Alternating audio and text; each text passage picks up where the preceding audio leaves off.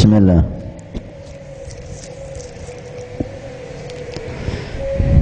Bismillah.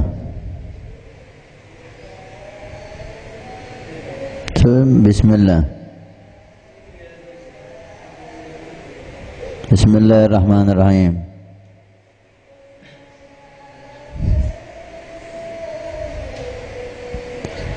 Bismillah. Bismillah. Bismillahirrahmanirrahim. Qala Allah Ta'ala Ara'aita alladhi yanha A'udzu billahi minasyaitonir rajim. Ara'aita alladhi yanha 'abdan idza shalla Ara'aita in kana 'alal huda aw amara bittaqwa Ara'aita in kadzdzaba wa tawalla Alam ya'lam bi anna Allah yara Kalla la in lam yantahi la nasfa'an bin nasiyah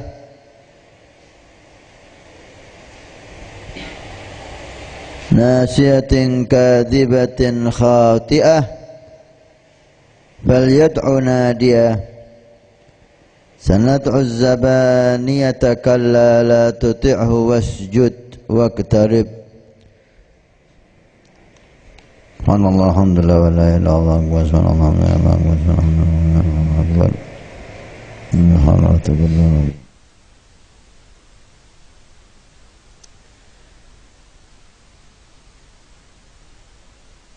Beberapa pertemuan yang lalu masih dalam pembahasan surat Iqra, bagaimana Rabbuna Allah Subhanahu wa taala jalla jalaluh menceritakan sifat manusia ketika mereka diberi kelebihan oleh Allah Subhanahu wa taala, kelebihan dari nikmat-nikmat Allah, baik itu kesehatan, kecerdasan, kekayaan, kekuasaan. Banyak hal itu membuat mereka tertipu sehingga mereka menjadi orang-orang yang dinyatakan tagha. Innal insana la yatgha. Nikmat yang diberikan oleh Allah tidak mereka syukuri, malah membuat mereka terjerumus dalam jurang kemaksiatan dan menjadi hamba yang durhaka kepada Allah Subhanahu wa taala dengan firman-Nya innal insana la yatgha ar-ra'ahu istaghna. Bagaimana sifat manusia itu menjadi la yatgha, orang yang durhaka kepada Allah Subhanahu wa taala.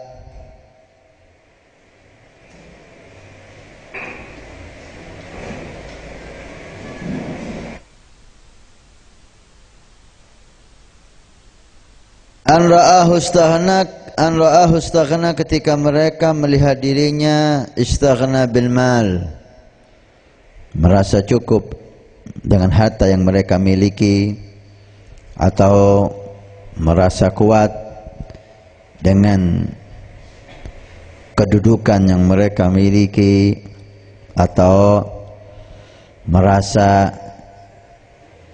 punya pengaruh dengan pengikut yang ada di sekitarnya, sehingga hal itu membuat mereka lupa dengan Allah Subhanahu wa taala dan berbuat hal-hal yang tidak diridhai oleh Allah Subhanahu wa taala.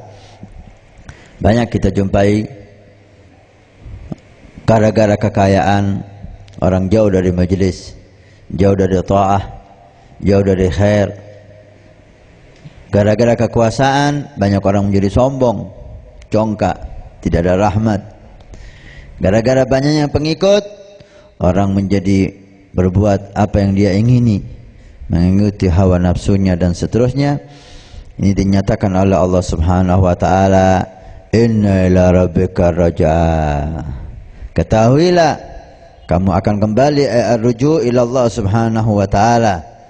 Sebagian mengatakan ar-raj'a ay ar-ruju' minal ghani ilal faqri, minal 'izzi ila dhulli, minal quwwati lil 'ajzi, minal hayati lil mamati, fala mafarra min Allah. Ketahuilah wahai orang yang kaya, jangan Anda congkak, Allah sangat mampu dan bisa membuat Anda menjadi orang yang miskin. Ketahuilah orang yang pangkat, jangan berbuat zalim, Allah mampu yang sekarang menjadikan Anda mulia dengan pangkat Anda, Allah akan mampu dengan seketika menjadikan Anda orang yang hina dan jatuh. Demikian orang yang kuat, jangan Anda sombong dengan kekuatan sehingga mendolimi orang. Ketahuilah Allah mampu menjadikan Anda lemah seketika, bahkan dari hidup Allah mampu menjadikan Anda orang yang mati seketika. Inna ila rabbika raj'a.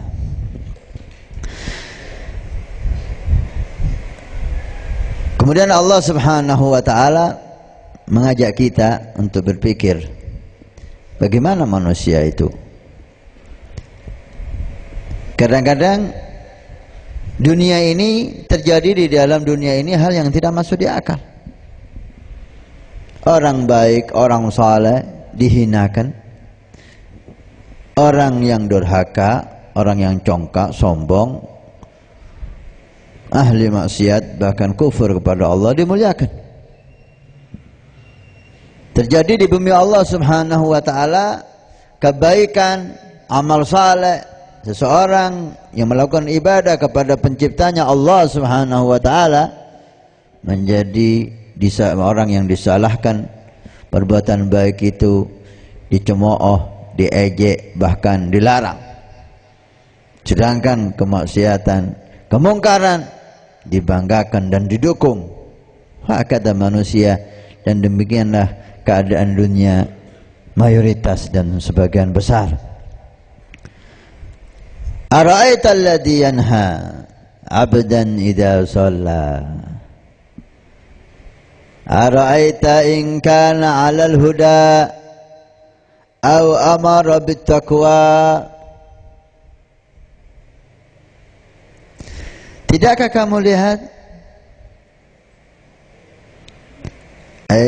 ra'a di sini dita'ajjub, heran, subhanallah, kok bisa berbuat semacam itu, dan kok bisa berpikir hal yang semacam itu. Tidakkah kamu lihat bagaimana orang yang melarang abdan, seorang hamba, idza shalla, ketika dia salat. Ayat ini turun kepada Abu Jahal, melarang Nabi untuk salat di sekitar Ka'bah Al-Mukarramah. Tapi ayat ini seperti yang sering diucapkan oleh ulama, bahwa al-ibrah laisa bi khususis sabab walakin al-ibrah bi umumil lafaz. Bukan hanya turun kepada Abu Jahal dan selesai, tapi turun kepada orang yang seperti Abu Jahal, dan yang dicaci di sini ada Nabi Muhammad sallallahu alaihi wasallam, dan juga turun kepada orang-orang yang mengikuti Nabi Muhammad sallallahu alaihi wasallam. Ayat ini turun ketika Abu Jahal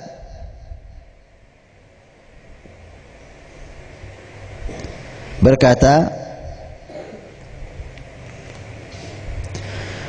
Nabi SAW waktu di Mekah, sebelum Fathul Mekah dan sebelum hijrah, beliau tetap salat di Ka'bah, menunjukkan syiar Allah Subhanahu wa taala, walaupun pengikut beliau waktu itu masih sedikit. Abu Jahal berkata, apakah Muhammad sujud di Ka'bah sedangkan kita ada di depannya? Gila, nah, iya. Muhammad gak peduli dengan kita, dia tetap beribadah kepada Tuhannya dan sujud di depan Ka'bah, di sekitar Ka'bah. Maka berkata Abu Jahal dengan penuh sombong dan congkak, Wallata wal Uzza, demi Tuhannya itu Lata dan Uzza, kalau aku lihat lagi Muhammad sujud di depan Ka'bah, di hadapan kita, akan aku injak kepalanya.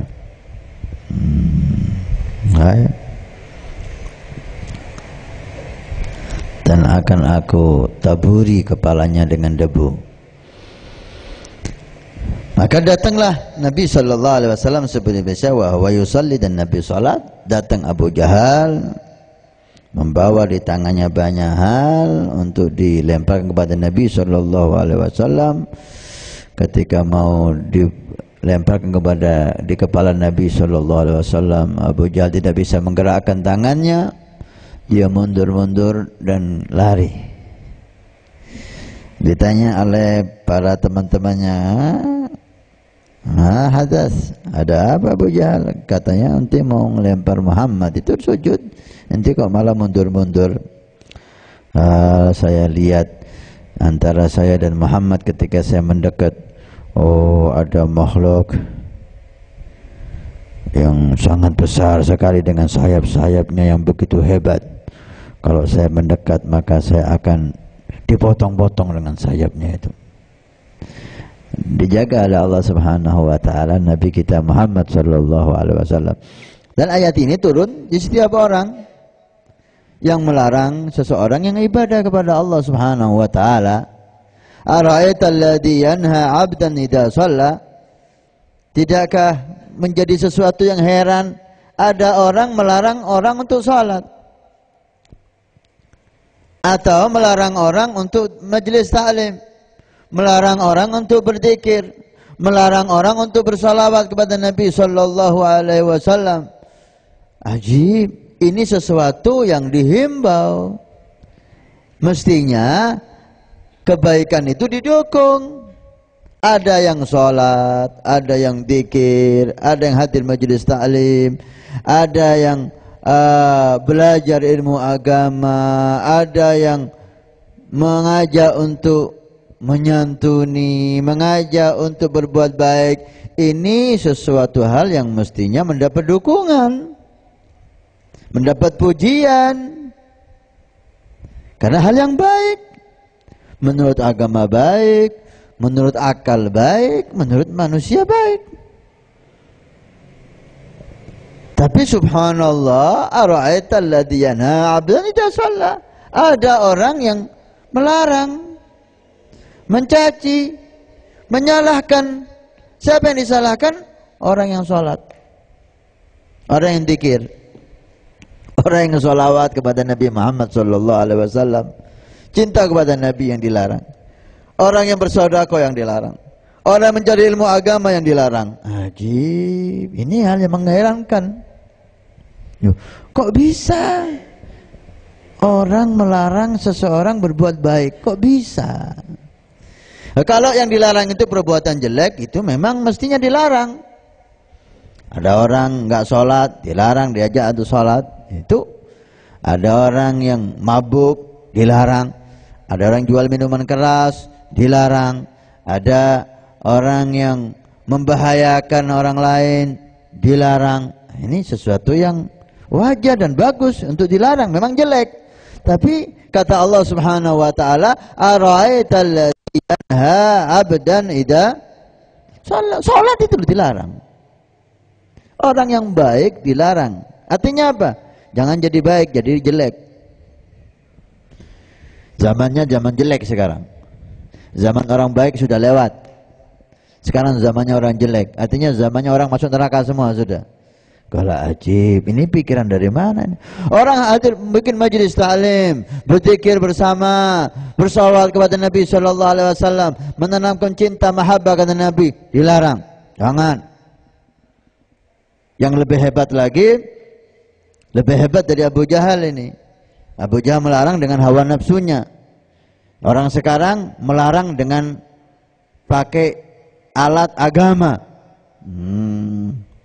Agama melarang ini. Wajib, lebih hebat dari Abu Jahal ini ya.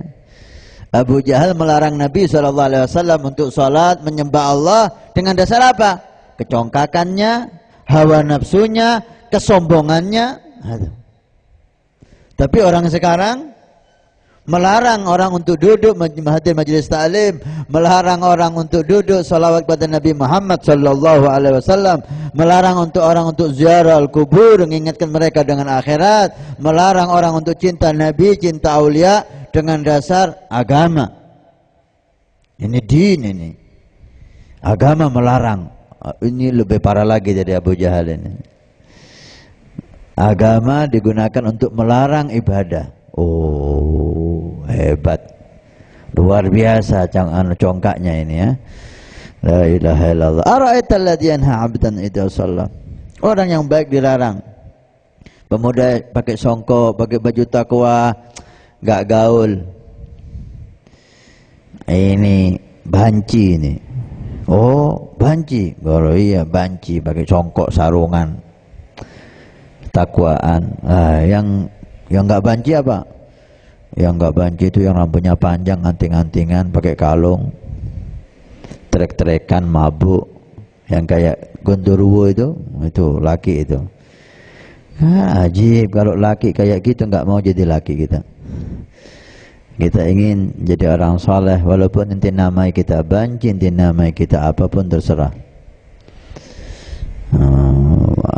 Bisa merubah apa nama yang mereka membuat nama dan memberi nama-nama, mereka siapa dan bisa kemana nama-nama yang mereka buat. Gak ada pengaruhnya sama sekali untuk kemuliaan dan kebahagiaan kita di dunia dan di akhirat. Ara'aital ladzi yanha 'abdan idza shalla. Orang yang baik dikecemooh, orang yang saleh dilarang, dibenci.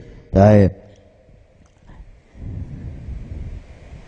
Ara'aita in kana 'alal huda.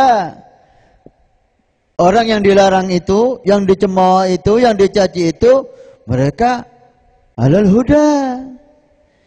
Orang yang diberi petunjuk oleh Allah Subhanahu wa taala. Orang saleh, orang bertakwa, orang yang dicintai oleh Allah, orang yang mengajak ke jalan yang benar. Itu yang dilarang. Bukan dilarang karena dia orang jelek, bukan dilarang karena dia orang yang merusak, orang yang bikin kekacauan. Enggak. Yang bikin kekacauan enggak dilarang. Yang bikin tempat-tempat maksiat enggak dilarang, enggak dibenci. Yang bikin pengajian itu yang dibenci. Ajib. Yang bikin pondok pesantren itu yang dibenci.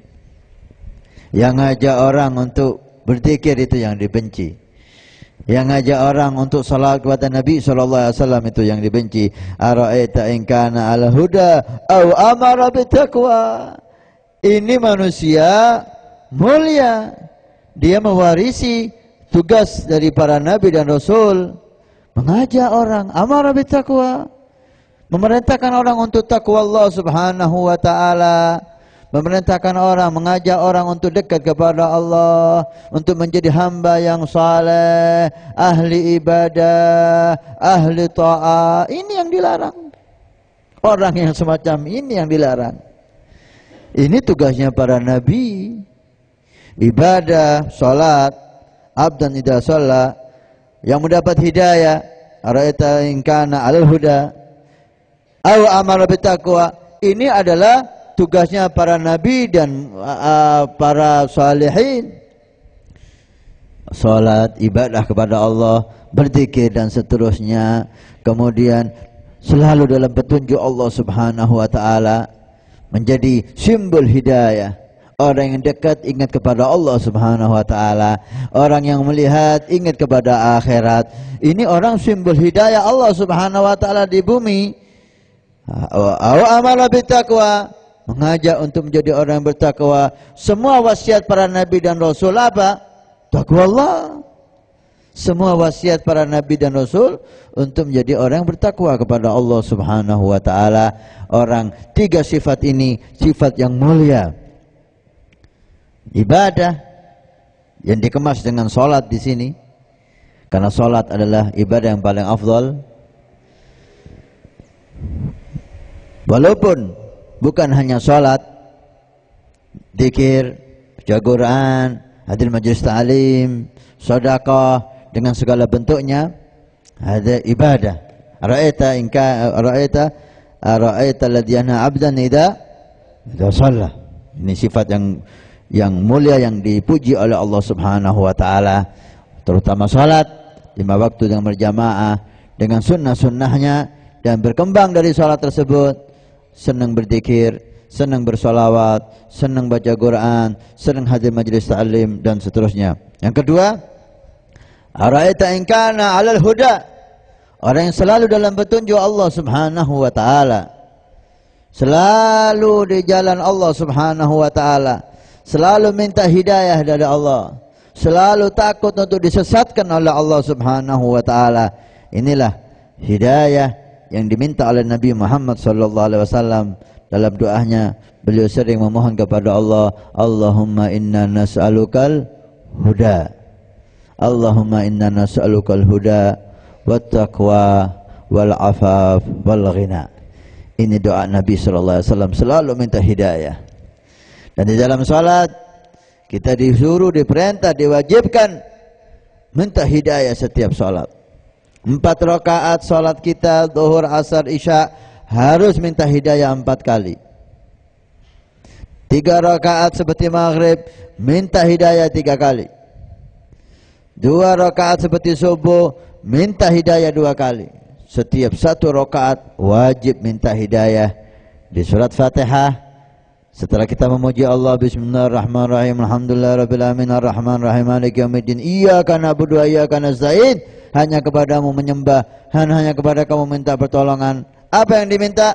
Ihdinas siratal mustaqim. Beri hidayah ya Allah, beri hidayah ya Allah, minta hidayah. Hadal hidayah ara'aita in kana 'alal huda. Orang yang mendapat petunjuk selalu dalam hidayah Allah Subhanahu wa taala dan takut untuk disesatkan. Jangan orang aman untuk disesatkan ya. Gak ada orang yang aman selama dia masih hidup. Setan masih berusaha untuk menyesatkan dia, siapapun dia, siapapun dia, dimanapun dia.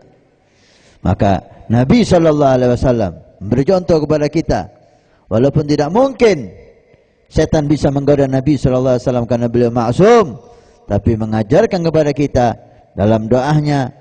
Kemarin di Riyadhus Shalihin kita baca bagaimana doa Nabi SAW. Wa a'udzu bi'izzatika la ilaha illa anta an tudillani. Dan saya berlindung dengan keagunganmu ya Allah, yang tiada Tuhan kecuali Engkau ya Allah, untuk kau sesatkan aku ya Allah. Berlindung untuk disesatkan oleh Allah. Nabi Muhammad SAW takut untuk disesatkan oleh Allah. Bagaimana dengan kita? Atau harus selalu takut dan selalu mengharap untuk hidayah, dan setiap saat takut untuk disesatkan oleh Allah, sehingga orang yang takut akan berhati-hati. Lah hidayah setelah salat, ibadah, hidayah. Orang yang dapat hidayah itulah orang yang terpuji dan orang yang mulia. Yang ketiga, di ayat ini Allah memuji orang yang selalu mengajak dalam ibadah atau amal ma'ruf, mengajak dalam kebaikan. Au amara bittaqwa, au amara bittaqwa. Orang yang mengajak, bukan dirinya saja yang ibadah, tapi dia mengajak. Nabi Muhammad SAW mengajak, para sahabat mengajak, para tabi'in mengajak, para ulama mengajak, para doa mengajak untuk berbuat baik. Bukan hanya dirinya baik, mengajak orang untuk berbuat baik, mengajak anak istrinya, mengajak orang tuanya, mengajak temannya, mengajak tetangganya, mengajak masyarakatnya, dan mengajak umat secara menyeluruh untuk menjadi orang yang bertakwa kepada Allah Subhanahu wa taala. Ini orang yang dipuji oleh Allah. 3 hal. Yang selalu ibadah, selalu dapat petunjuk Allah, dan mereka mempunyai kebiasaan mengajak.